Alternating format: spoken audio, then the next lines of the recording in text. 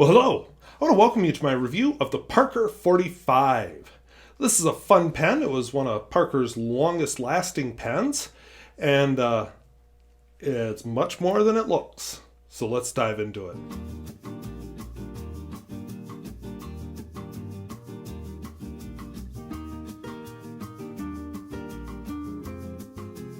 If videos like this interest you, where I talk about fountain pens both new and old and at all price points, I would invite you to subscribe. And if you'd like to talk about perhaps your experience with the Parker 45 or with other fountain pens, I'd invite you, especially in this line, I would invite you to leave a comment in the thingy down below. Wow, that was clear as mud. All right, let's dive into the pen.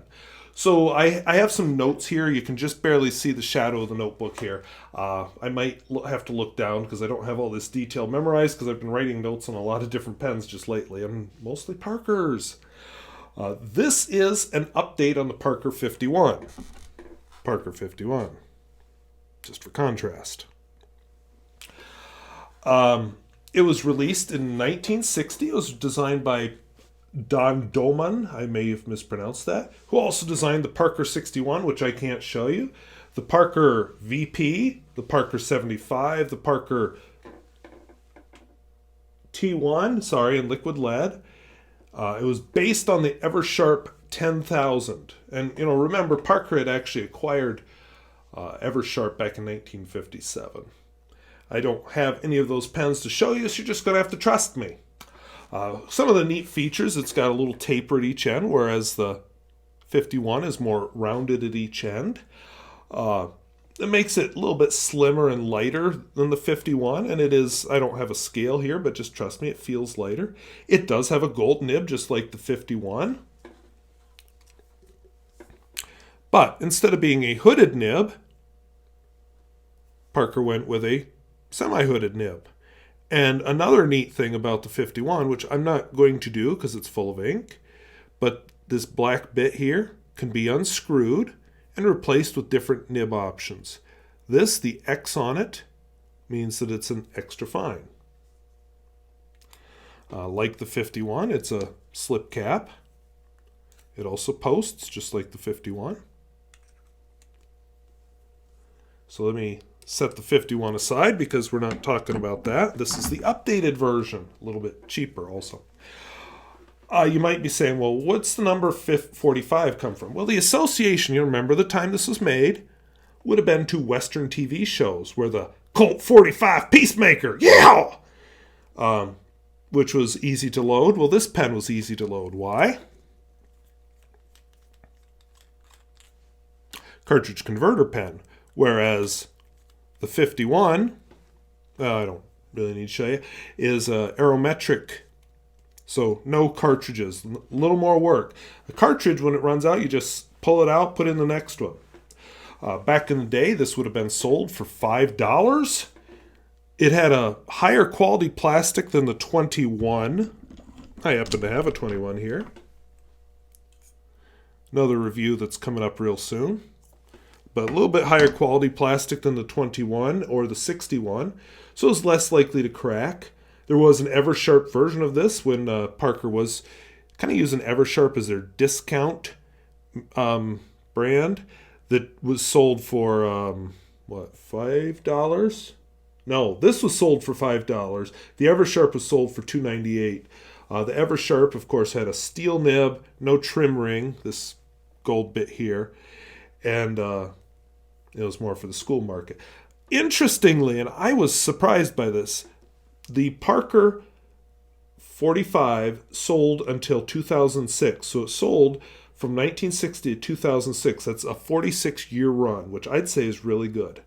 It had more finishes in that time than any other model. You may have heard of the gold trim version called the Parker 45 GT. There's a Flighter. And there's a few related pens, the Coronet, the Insignia, and the Flighter. There we go. I was looking for a date code, which Parker has on a lot of their pens. Sometimes it's on the cap. Sometimes it's on the barrel. I didn't find it in either place. So, yeah. So what you're probably interested in is how does this pen write? But I just want to mention I like this pen a lot. It was given to me, but somebody who found it at a yard sale happens to live in near Janesville, Wisconsin, which is where the pens would have been made back at that time. So I don't know if this pen comes from the 70s, if it's 60s, or newer than that. I really honestly don't know. Probably never know. The ink in it is the Polish KWZ grapefruit.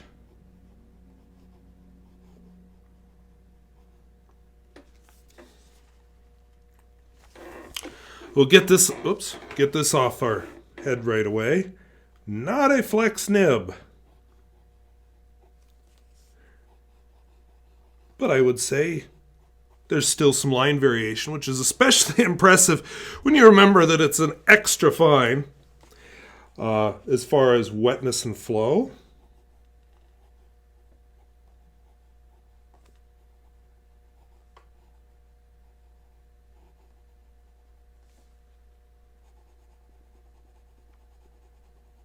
Has no trouble keeping up.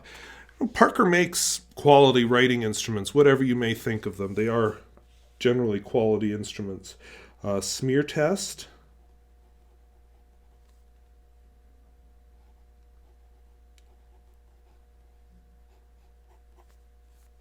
Decently wet, nothing amazing. And then finally, I always like to do a reverse writing test, just because some of my viewers are into that kind of thing.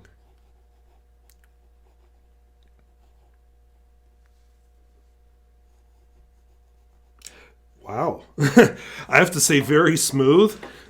And I will also say this looks more like an extra fine. The actual extra fine on the 45 looks more like a fine to me. And I generally found that the Parkers I've experienced write a little bit broader than you might expect from the name.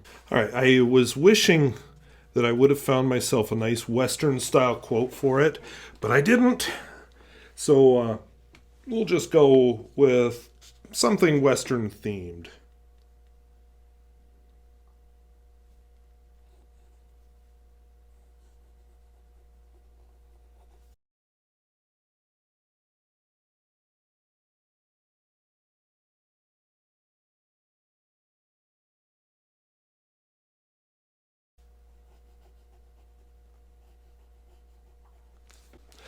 So yeah, I really like this pen. It's not one of my slim black pens, but it's a slim, fairly minimalistic pen. Kind of has that 70s look to it, to my eye, or 60s, somewhere in that area. I like. I don't mind a slim pen. Some people are bothered and would prefer a thicker pen. It is not a thick pen. You look at. I've said way too many times there. You look at some modern pens. They're monsters next to it. But I can adapt. And it's a good, reliable writer. Now, Parker may not sell the wide variety of nibs, but it is kind of cool that they do have wide variety of nibs, just not for this pen anymore. But it is neat that the nibs were so easily interchangeable. And it was such a small piece of the pen. Just that black part at the end of the barrel there on screws. I think that's great. You can use the same pen in several situations. If I lost this one, I think I would go looking for a replacement for it. It is a very good writer, very comfortable and just classy. It's not something you leap out and say, wow, that's exciting. It's just a good, reliable pen. And whenever this pen shows up in my pens in use, I always get comments from a lot of people who have one. And if you're looking at vintage fountain pens and don't want to spend a lot of money, this is a good one because they are common enough that you can get not every finish, but a lot of the finishes at a relatively low price for a vintage pen. And they're a fairly trouble-free vintage pen. I hope that clears it up for you. If videos like this interest you, where I talk about fountain pens both new and old and at all price points, I'd invite you to subscribe. If you'd like to talk about your experience with the Parker 45 or perhaps its Ever Sharp alternative, I would love to hear from you. Please feel free to leave a comment in the description down below. If you have another vintage pen like this that you want to talk about, feel free to talk about that too. So as always, I thank you for watching. We'll see you later. Bye-bye.